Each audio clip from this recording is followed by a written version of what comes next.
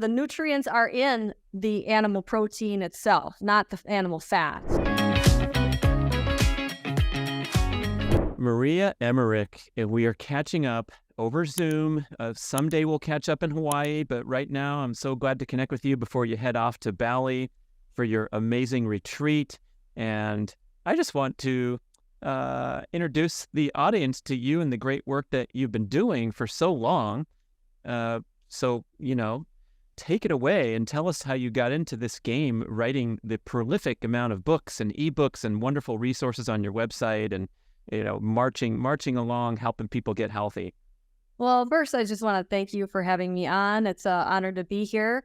But yeah, it was. I just had my 26th keto anniversary. Did I call it keto back then? No, but I was 16 and I went to my family doctor and I was twice my size. I wasn't feeling well, and the doctor told me I had something called PCOS, which is polycystic ovarian syndrome, which is basically a type 2 diabetes that affects female fertility.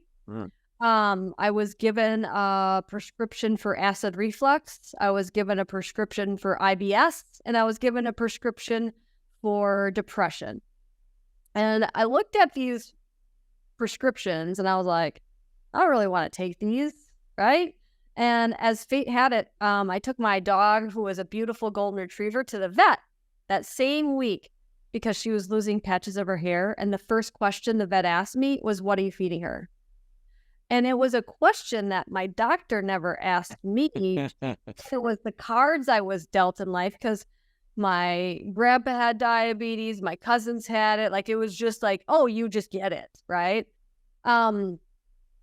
But now it's funny because if a doctor asks you what I eat, I'm like, none of your business. But you know what? We went home and we changed my dog's diet and we changed my diet, and pretty sure her hair grew back. I didn't lose weight right away, but my depression, like, I felt so much better. The acid reflux went away. The IBS went away.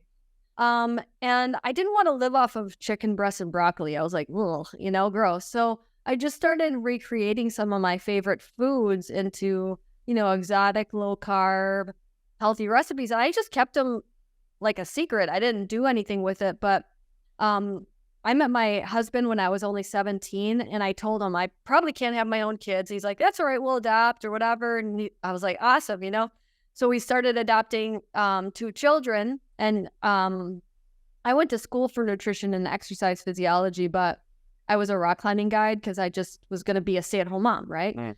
But he lost his job, and he had the insurance. He was how we had a house. He was how we, had cars.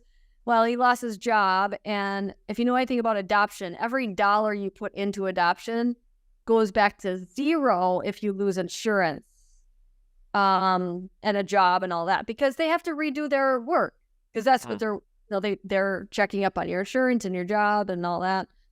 So not only did we lose the job, the adoption basically went back to zero, and we ended up losing our house to the bank. We sold our cars.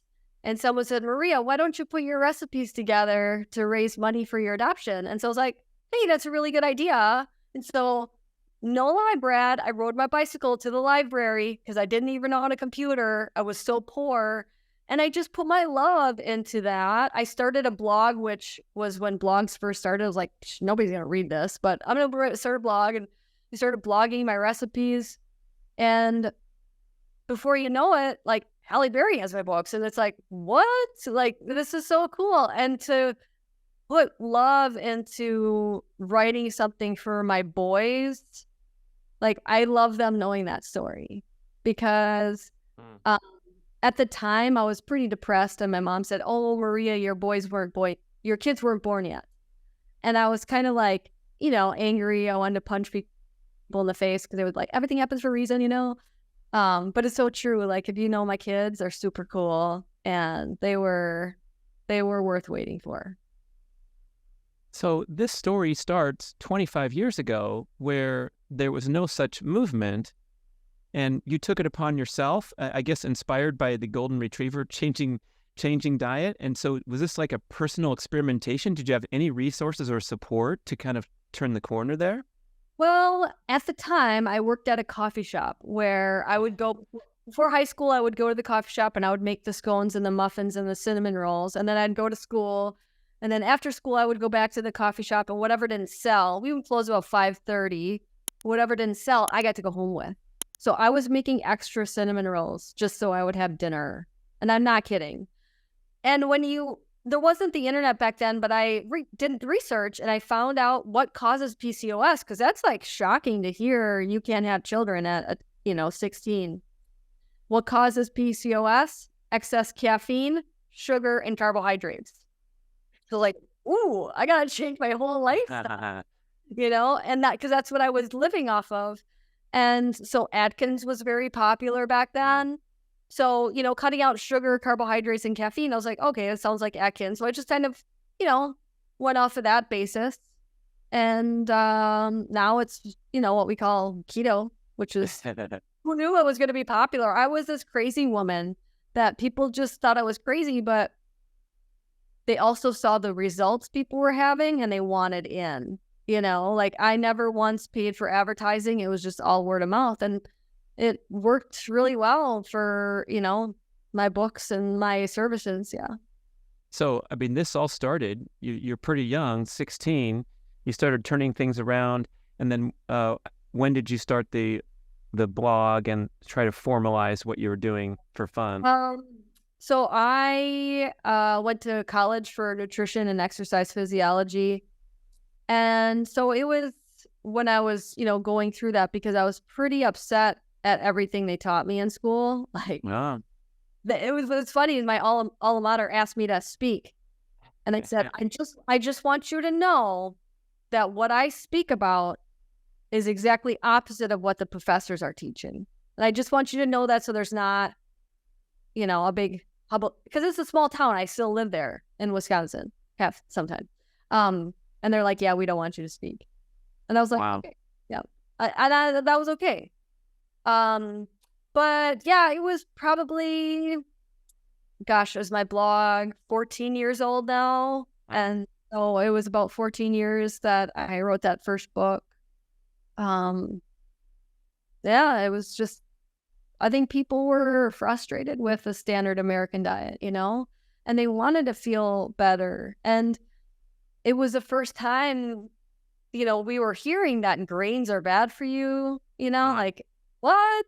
And I just think it was eye-opening for a lot of people that you could find health without the 7 to 11 grains a day and stuff.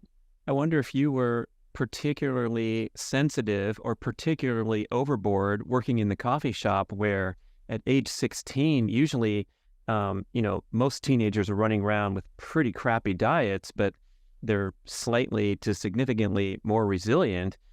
Maybe not. Maybe the average teen now has some metabolic markers that are adverse. And, Dr. Phil Maffetone says 91% of the modern world is over fat category, even if they're not carrying excess body fat. But do you feel like you had extreme sensitivity and really got hit hard so early on? Absolutely. It's just like, I love what you were saying about what the doctor said, that 91%. I work with a lot of people that look healthy to you and me, but they have type 2 diabetes. There's one client, named Jen. She's 105 pounds with type 2 diabetes. She doesn't have a lot of fat cells, but the ones she has are stuffed full. And so and she said, Maria, I wish I would gain weight when I cheated, because we are a vain society. And it is true. We don't change things until it shows on the outward appearance. But for me, I knew something wasn't right. I did not like the way I felt. And we are an input-output system. You don't put diesel in a gas engine and expect it to run, but we're doing it all the time. And I probably knew deep down it was something I was, putting into my body, because I knew I never felt better when I would eat the cinnamon rolls. I always felt worse, right? What makes you feel good and what doesn't, but you kind of like put that down because you don't want to change. I know these people. I have people like that in my family, right? My extended family.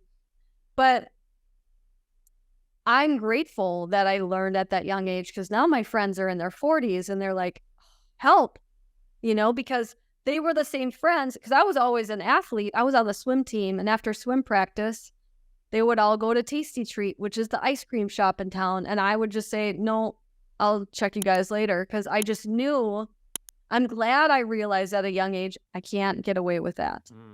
Because it instantly makes me feel worse. My moods get terrible. Like, I just get so depressed. And I was to just go there and hang out. I would be too triggered to have something. I knew I had to remove myself. It's kind of like an alcoholic going to a bar, right? And people sometimes get upset about that, but a food addict is a food addict.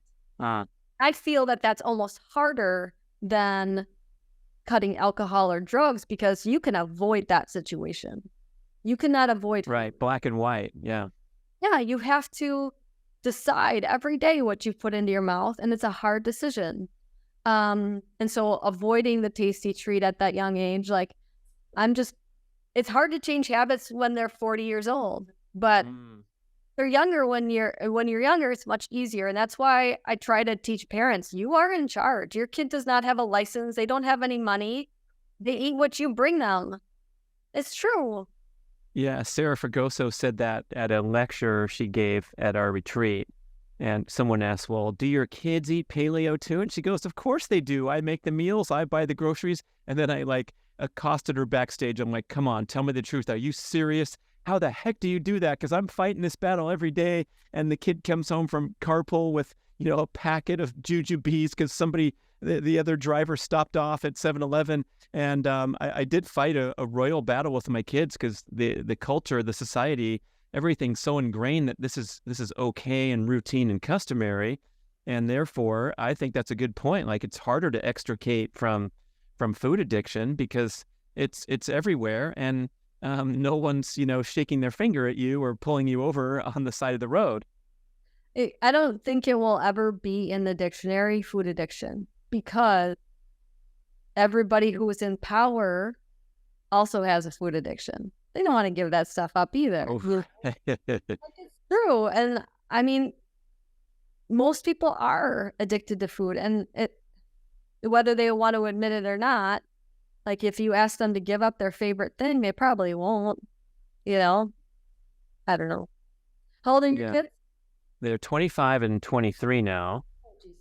Yeah. So they've had their decades of programming, and now, they're on their own, and it's nice to see, like, we have to be armed with the right knowledge and information, and then our surroundings, and all these pieces need to fall into place to be able to make good choices. But I'm curious, like that story about being asked to speak at the university, like, we've probably seen some progress over the last 25 years of your timeline, but what's it going to take to topple this flawed conventional wisdom, as we call it? I mean, how much more information do we need to get slapped in the face with until the major, arbiters of culture and society and rules and laws and recommendations, how are we going to keep progressing toward a more appropriate diet for humans? It's so hard because, every day gets worse for the people who eat meat, who, they should eat meat. People are being chastised for eating meat, and in some places you can't even get meat. I think it was is it Sweden? I spoke at the Low Carb Universe in Spain, and her kids could no longer bring meat to school because they don't serve meat at school, but then they put another thing on it that you can't even bring it. And she said, my kids don't even want to bring meat to school because they get chastised by other children for eating meat. And just saying how that is bad when that's our true ancestral diet, I'm just flabbergasted at how the vegan community is growing so much, and meat is getting, like, banned places. It's sad and scary to me. Well, I guess, theoretically, like, I could bring on another guest who would be flabbergasted at Maria Emmerich talking all this crap. But it's like, when we look at you, you said you were twice you were twice the woman that you are now, and I think you weren't kidding, right? I mean, that's like literally you were just blown up and suffering from all kinds of health problems at age 16, and now they're in the rearview mirror. So your credibility is established immediately, and I think we're all compelled to kind of put our fixed and rigid beliefs aside and discover what has worked for you and all the people that you've helped. But just, when we look at our ancestral diet, our paleo diet, like what was that? Like, let's get back to that. And it wasn't, we ate woolly mammoth, and, humans were higher level carnivores than wolves and hyenas, and if you look at the stomach acid, like what the pH is, it's even lower than a hyena. It's like we are meant to be scavengers. We're not just meant to be carnivores. Like we're meant to be scavengers and eat on the meat that's rotting. And when I first met you at KetoCon, my presentation showed a picture of meat hanging in Ethiopia when I met my children, because their meat stores didn't have refrigeration, and that meat was hanging there for the whole week I was there. And we asked our driver, because he drove us every day, his name was Milky. We said, Milky, we want to give you some money. Like, what do you want to buy with it? We were just wondering what they would spend money on, right? And he's like, meat. I have extra money, I'm going to buy meat. But the fact that it was hanging there all week, you think that you'd get sick, right? But you're meant to be able to process that. But most people would get sick because their stomach, they're either on acid blockers, things like that. They don't have the stomach acid that they're meant to have anymore. Probably due to adverse dietary practices causing SIBO or whatever from eating all the grain-based processed food diet, I suppose. Yeah. Tell us about that adventure of going to Ethiopia and meeting your kids and how that all went down from first getting shut down with the economic hardships, and then getting back up off the ground and going for your dreams. It took many years, and it was a difficult struggle, like huge struggle. And then we went in May to meet the children, and through Ethiopia's eyes, we adopted them. They were our children. But the United States wouldn't let us bring them home. Whoa. And so they said, you guys have to go back to the United States. You have to leave the children here. It'll probably be like 3 weeks. 6 months later, it was the day before Thanksgiving, we finally got to bring them back. And like, that was the hardest 6 months. And my oldest one was a toddler, so he had some memory. And I have video, and I'm like kind of holding back tears here, where our taxi shows up, and I get out of the car, and that little toddler runs right up to me and gives me the biggest. This is 6 months later, you mean? Yep. Oh my gosh. Oh my gosh. Wow. That was really cool, and I'm very blessed to have them as my children. So this was due to red tape from United States government or Ethiopian rules? There was a lot of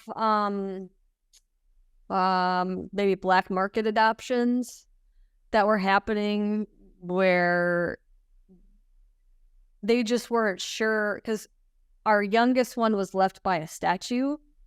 So there was no, and it was in the middle of the night when he was left there. So there was no proof that he wasn't like a black market adoption.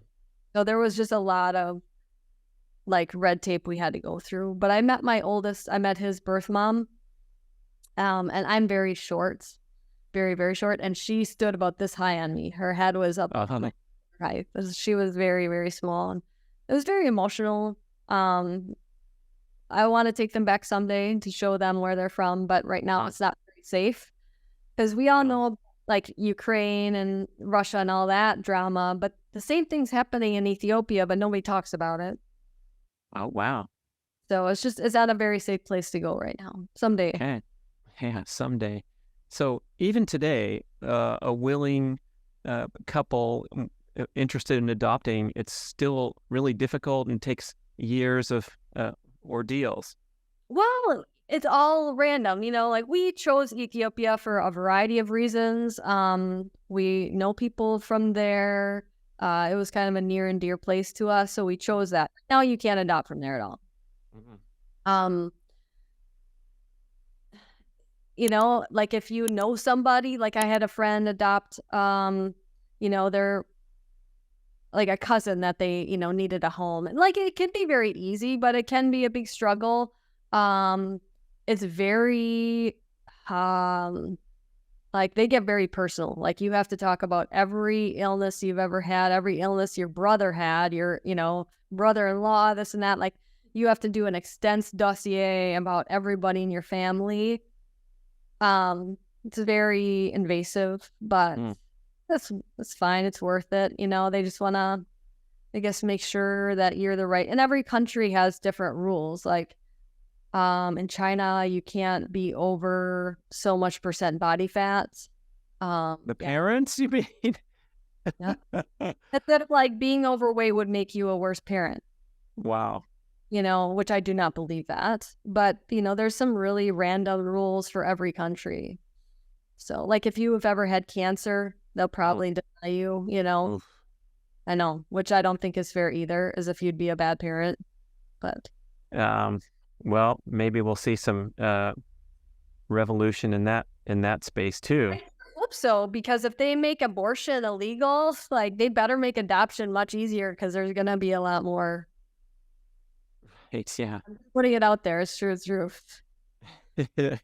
And back to the ditching of caffeine, sugar, and cinnamon rolls, and you kind of went into this cure my PCOS pattern of cutting on the processed carbs and the other stuff, and then take us through the years since then and the evolution and exploration of other strategies, including keto, which I think you're probably really well known for and have many books about, and how those things have worked for you and people that you've worked with. What was the question in there? Just like how has your diet gone through over the years, and that Yeah. Okay. Like I feel that people, whatever your diet is now, it's going to evolve and it's going to get better. Because I am more on that paleo side where most of my books are dairy free, because I do feel that we poo-poo gluten in this keto community, but we never address dairy. And dairy is a more common allergen than gluten is. But I feel sometimes, the keto community feel like they're already giving up so much food, like different options if you don't want to drink the dairy. But that's, I deal with a lot of autoimmune issues with clients, and like the best way to heal that is to get rid of that dairy too. And it seems impossible at first, but it's not, you know. So dairy is more common than gluten as an allergen.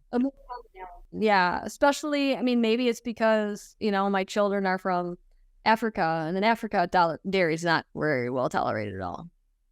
Are we talking about the lactose as well as casein sensitivity, or what are the things that are a big problem in the dairy category?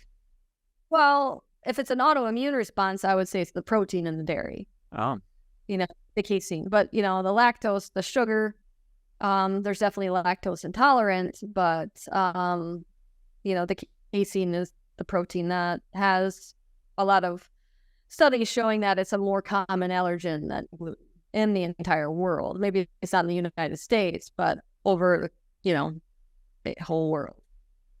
and there's some potential to navigate that by choosing the A1 or the A2 form. Can you talk us through I guess if someone's wanting to examine dairy and whether there's adverse effects besides completely eliminating all forms of dairy, are there ways to kind of optimize here? Well, I would say, like you're a strong person, you can cut it out for at least a month. I love that answer. Yeah. Cut it out for a month, like I talked to them how they've endured so much, a month is going to be like a fart in the wind. It'll be just a very short period of time. And then you can start, because you want to clear it out of your system, and then you could start dabbling in certain things, starting with like a goat dairy would probably be the best option to see if you can tolerate that. And then if you can, I would try ghee. And then if you can do ghee, I would try, like a butter. But last, I would, try like the dairy, especially the soft cheeses. That type of stuff would be the last thing I would add in. And even people that say, okay, I didn't feel, I don't think it's causing the autoimmune response, but I definitely felt better without it. So, and I also try to like focus more on protein versus fat. And so a lot of people have a hard time hitting their protein macro because there's so much fat. And if we focus on, leaner proteins, it's easier to hit that protein macro rather than all the cheese and the dairy and stuff. So you think that's a big challenge, people consuming enough protein in general? Especially the females that I work with, 100%, especially in the keto community, they're all doing fat bombs and drinking bulletproof coffee and putting, a stick of butter on their ribeye and stuff that is not something I would recommend to do. Instead, you could prioritize protein, have 2 ribeyes. Well, you could, but like if you look at where the nutrients are, the fat has like a little vitamin A. There's not a lot of nutrients. Right. Look, the nutrients are in the animal protein itself, not the animal fat, not the lard, not the tallow. It's in the meat. So focusing on that. And if you have a lot of body fat on your body, you don't have to be consuming all that dietary fat. You don't have to for a higher ketosis number because there's not one study showing that a higher ketosis has better fat burning results. And the best thing to reverse insulin resistance and type 2 diabetes is to shrink the fat cells and to gain or at least maintain your muscle. And the only way you're going to do that is if you prioritize protein and lower the dietary fat. Because like you said, 91% of people are over fat. So that's kind of departing from the traditional or the original keto craze of saying, hey, be careful with too much protein, and you're emphasizing fat because fat doesn't fat will not arrest the ketone production. So it sounds like hopefully we're kind of progressing. As you said, we're always trying to get better and take in new information. And I've talked a lot on my show about how I've made a concerted effort to add more carbohydrate intake because I'm performing and trying to recover and I need it. So maybe we could, discuss kind of how these tools and strategies can be really helpful to become half the woman you used to be in your case, and then start looking at, hey, what about longevity, optimizing, cognitive performance, immune function, and getting away from some of these risks and hazards of going into extreme restrictive diets. Yeah, I've always been on that. Like even my first book talked about pure protein days where it was, I've always been on the high protein side. I'll just want to make that clear. There was a time when some of these keto influencers they told me too much protein turns into sugar. And I was like, I don't know, chicken is not the same as chocolate cake. I never believed that, but yeah. They kind of feared me into that. And sure, your blood sugar may go up 10 points by prioritizing protein instead of prioritizing fat, but it's 10 points. And you know what? There's a lot of parts of your body that need glucose. But I will say that protein is not a good energy source. So like you said, you add in carbohydrates. For me, I add in fat for my energy. Me, carbohydrates just cause more sugar cravings, and I don't know, I just got away from that, where fat is my energy source. I can run marathons in a fasted state because I just tapped into that, burning fat for energy rather than burning glucose for energy. That's why, like, you run marathons, right? Where you hit the wall, that mile 20. That's because they're running off of glucose, right? You run off of fat, you can like easily slide through that mile 20. But again, protein is not a good energy source. So if you have a lot of body fat, you want to tap into that. And so lowering that dietary fat, prioritizing protein will let you get through that. You can use your body fat for energy, but you have to work at it. If you're consuming a lot of dietary fat, your body doesn't have to do that work, and it's not going to, because it's much, much easier to use the dietary fat. However, if you start to get lean, like you and I have, and then you need an energy source, you have to choose carbohydrates or fat. And I think you think it's an either or can you possibly thrive with a reasonable amount of both nutritious carbs and natural fats in the diet? obviously you can do both. However, maybe we're going to disagree here, but there's essential amino acids that come from protein. There's essential fatty acids that come from fat. There's no essential carbohydrate. Right. So for me, leaving the carbohydrates out, I just thrive on the other two. But maybe I would actually win the marathons if I added in carbohydrates. Right? Because I don't. But are you familiar with Zach Bitter? Sure. He does so much glucose per, hour he's going to be running a race. Yeah. It's not a lot, but it's some. But, for me, I just don't do that at all. So maybe my energy could be better. I don't know. Well, I feel like it's reasonable when you're talking about the level of intensity, and you can go all day in a fat burning state, and we know that. And what was the other runner's name? Zach's friend, Michael Morton. He ran 100 miles with no calories in 18 hours, not jogging, but grinding. 18-hour pace is very top performance. And he had some liquid aminos in water. And so, we know what the human's capable of. But I'm curious if you feel like there's some individuality here where you found a system that works for you, but maybe the next person is going to be in a, low fat, high protein, probably works for all humans. We probably can't dispute that. But is there individuality here? I think there's always individuality. And I think the biggest thing is what you can stick to, what's going to work for you. Yeah. Yeah. If you despise fat, it's just not going to work for you. I love it. It tastes delicious, right? So it works for me. I don't crave, fruit or anything like that. So it just doesn't bother me to live without it. But I think the biggest point is whatever you can stick with is what's going to work for you. I think that we can't ignore that fact that we crave different things. We want different things, and that's what's going to work for you. But I do want to bring up that you're coming to Maui, next week? Yeah.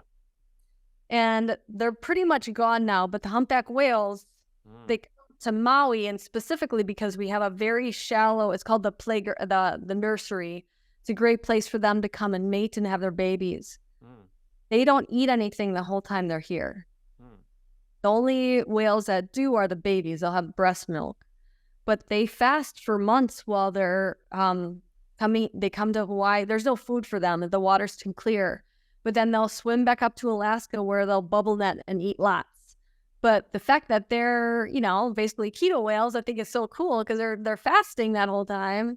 But anyway, I digress. But it was just, I'm looking out of the ocean. So how has fasting played a role in your journey? I am a big advocate of intermittent fasting, where you close the window so it gives your body time to focus on other things rather than always digesting food. However, with extended fasting, the only time I use that protocol is like in a case of cancer, as it does show that you will lose lean mass. And so I'm not a big fan of water fasting only. Instead, I like a protein-sparing modified fast where you focus on getting enough protein. All the other nutrients are dialed down, but you get enough protein to keep your lean mass. It's still a caloric deficit, so you can, burn the body fat, but you'll maintain the muscle. But extended water fasting, I'm not a fan. So where does this come in when you mentioned cancer And so we're going off the grid for a moment, and I'm very fascinated because let's see, I was talking to Kate Shanahan. We did a whole show titled "How to Become Cancer Proof," and we both asked the question, like, if you were diagnosed tomorrow, what would you do? And Kate said she would travel to the clinic in Hungary, where it's called Paleo Medicina, where they treat cancer with like ketogenic diet. And I'm like, dang, well, what would I do? But she said the first thing she would do is just watch it for a while. I'm like, are you freaking kidding me? Like, you wouldn't rush into, immediate chemo, which is what happens when we get that terrible diagnosis. But I'm curious, like, have you dabbled in this with people you've advised, or where did that comment come from? Yeah, no, I work with many people, sadly, with cancer. Some of my coaches that I help train coaches. I have a coaching program. One of them in particular, Lisa, she has such great results. The doctors are always recommending her for the cancer patients, and shrinking tumors, like, it's just fantastic results. I feel that cancer is very smart, though. It can thrive on different fuels, and it just wants a fuel, and it will thrive on whatever it can get. I think it can thrive on ketosis. So this is where I fear people that are doing the exogenous ketones and they still eat whatever the heck they want, because now you have high glucose and you have high ketones. Yeah.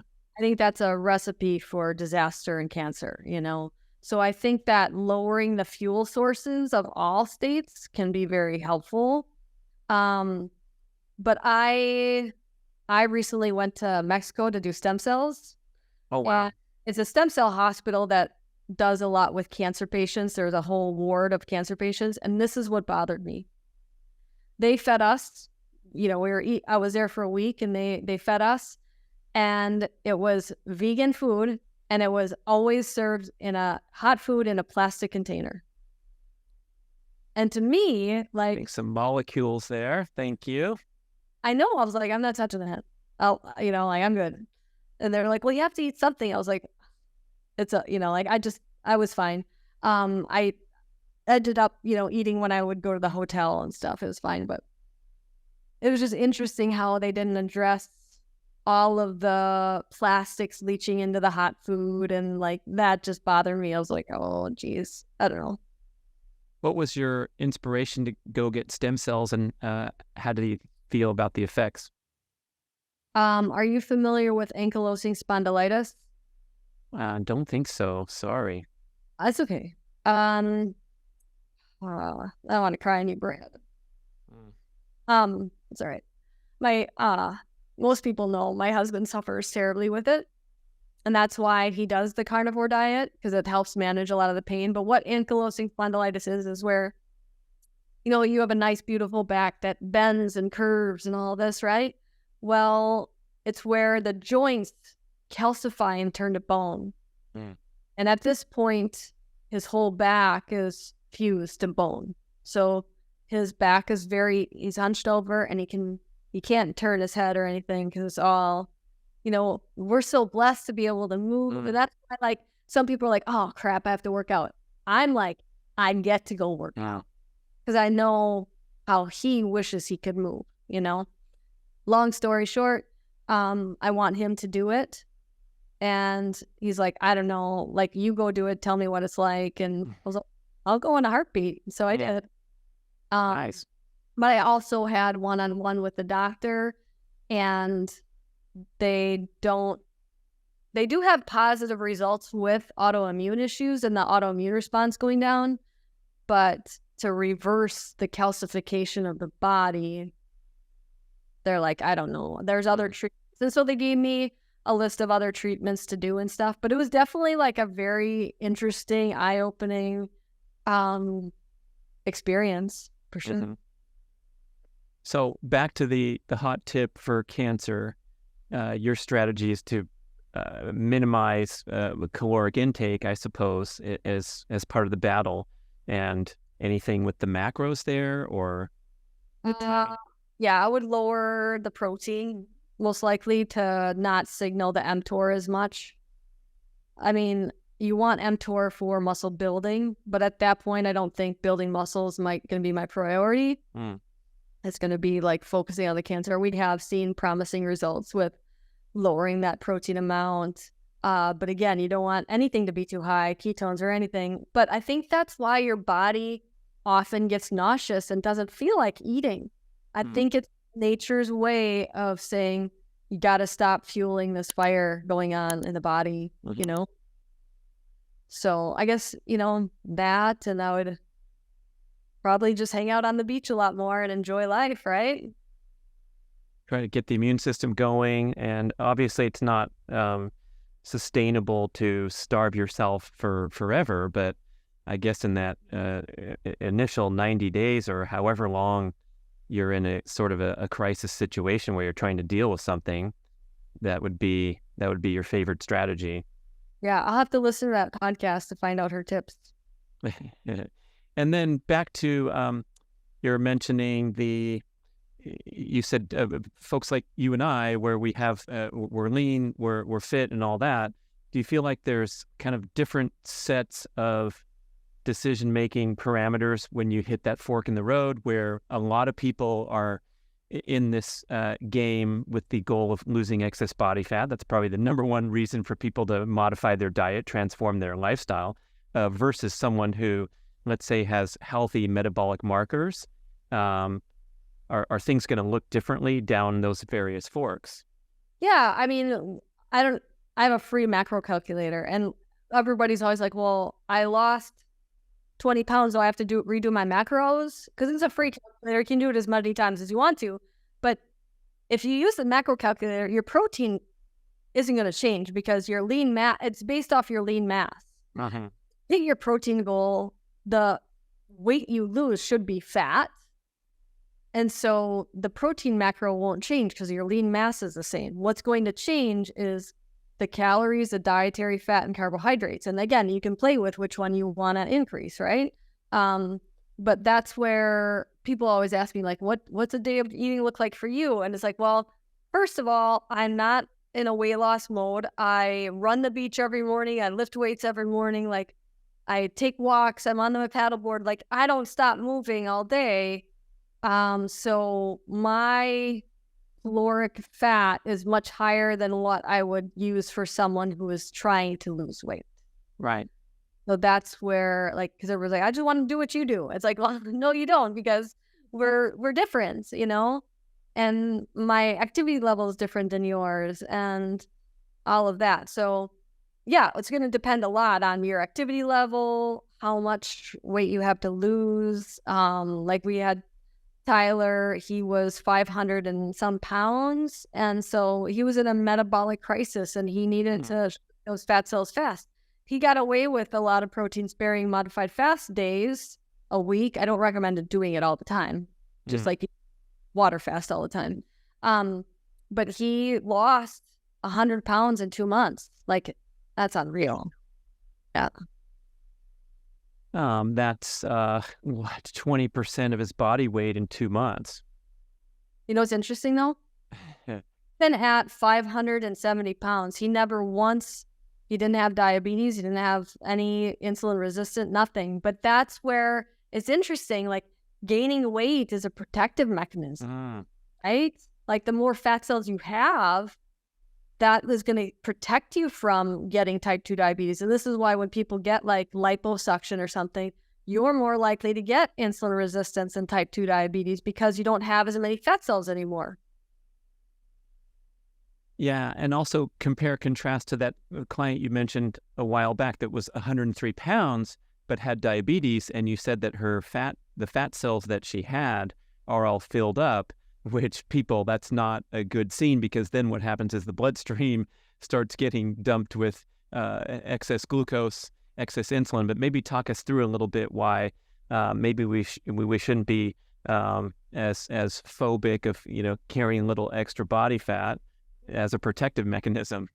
Right. But in her case, her body wasn't allowing her to gain that extra fat that she wanted. She didn't have liposuction or anything like that. But this is kind of like that Asian paradox. They look very healthy and thin from my eyes, but they don't have a lot of fat cells, the ones that they have. often are stuffed full. It's the Asian paradox because they're like the leading growth of type 2 diabetes. Oh, So it's just, yeah, being, 10, 20 pounds overweight, gaining that fat isn't necessarily the worst thing, but also like you can only stuff those cells so much. So ultimately the goal is to get to that ideal body weight so you can reverse all of those illnesses and then reverse the chance of having insulin resistance or type 2 diabetes. Because, shrinking the fat cells and gaining muscle is the ideal situation. so that's where exercise comes in to the forefront. And I know that's a nice pillar of your work, and you're always blending, not just picking the right foods, but going for this lifestyle. Maybe you should answer the question and then talk about a little bit about your retreat in Bali and how you engage with people to have that immersion and lifestyle transformation. Do you remember having to run the mile in school? Oh yes, that was my event, and I ran many of them. Painful. Oh, that was your event. See, my mother reminded me, I tried to break my leg so I didn't have to run the mile. How much I despised running and exercise and stuff. So it didn't come easy for me. But I had to take a big look at how I was dealing with, like depression and sadness. When I would eat the pan of cinnamon rolls, I never felt better. I always felt worse. And so I had to find something that truly made me happy and feel good. And you know what it was? Getting outside, taking a walk. Now it's running the beach or swim, doing something outside where it makes me just feel happy. So like, this is why I try to tell people, if you don't like to run, don't make yourself run, right? Do something that you enjoy and that you love, to move your body, to, just be outside specifically. You'll never catch me at a gym. I don't enjoy that. But I'll take hand weights and go lift weights when I'm walking the beach, like I try to just multitask and do things that I enjoy. But I don't know. I don't know how I got, and I just like I'm not one to meditate in a silent, quiet, non-movement state, but I can meditate when I'm like running and doing stuff. I hear ya. I'm hoping that counts. My friend Dave Rossi, who's been on the podcast many times and is big into meditation, he's like, no, it doesn't count. I'm like, yes, it does, because when I'm doing my morning routine and all I'm doing is counting the reps, and so my mind is completely just engaged in the activity. I feel like it is qualifying as a certain type of meditative experience, and it's a nice frame to the day. Yeah, I don't know if it's gonna, count like silent meditation, but I love that time. It's like amazing for me. So yeah, anyway, I love it. I love moving my body. It just makes me feel good, especially afterwards, right? But the retreats, like some lady, she messaged me on Facebook, like, I don't know, 8 years ago. Ciao, Maria, let's take people to Italy. I'm like, oh my gosh, like I grew up with not a lot of money. I never thought I'd ever go to Europe ever. Like, it's just, I always wanted to go, but it just wasn't in my, budget. I said, Craig, this lady's asking me to go to to Italy with her. And he's like, just give her your number, see what happens. And so I did. And I love my mother, but this lady's like my second mother. We talk all the time. Her name's Juliana. She's from Italy. She lives in the United States now. But she's like, let's do retreats. Let's do keto retreats in Italy. And so it started with Italy. And now we're also doing Croatia. And then another company reached out to me. And so that one I've done Greece with. We're doing Bali and South Africa. And there's no judging. Let's get that clear. I'm not a judgy person. If you want to have limoncello, I don't care. But there's some people that need to be in a situation where they have keto food, like if they have type 1 diabetes or whatever, and they want a safe vacation to have, healthy food, they have that option. But But what I love is I'm planning everybody else's life, including my families and all that. I love showing up at the airport. I know a private car is picking me up. I know there's always a beautiful hotel to stay at. I know that there's always transportation. There's always tickets to events. There's always dinner. I don't have to do anything. I just show up. And what I usually do is I don't look at the itinerary. I like to be surprised. Mm. So that's how, I don't know what's going on in Bali. I just show up. Wow. Yeah. Fun times. And listeners, you can connect on all these levels and find out what you're up to at the great website. Tell us about all the resources there too, all the free stuff as well as all the books. Thank you. Thank you. If you go to ketomaria.com, that's kind of like my landing website where you could either find the blog that has thousands of free recipes from the last, 15 years, or you could find support. But if you go all the way to the bottom, there's free support groups. There's my YouTube channel. The retreats are on there. If you want to become a certified keto coach, you can become one of those. But that's kind of like where you'll find everything. Maria Emmerich, everybody, thank you so much for listening. Thanks for joining us, Maria. Have fun in Bali that you're off to for the next retreat. Maybe we'll see some listeners out there someday. So I hope so. Thanks, Brad. You're awesome. Dun, dun, dun, dun.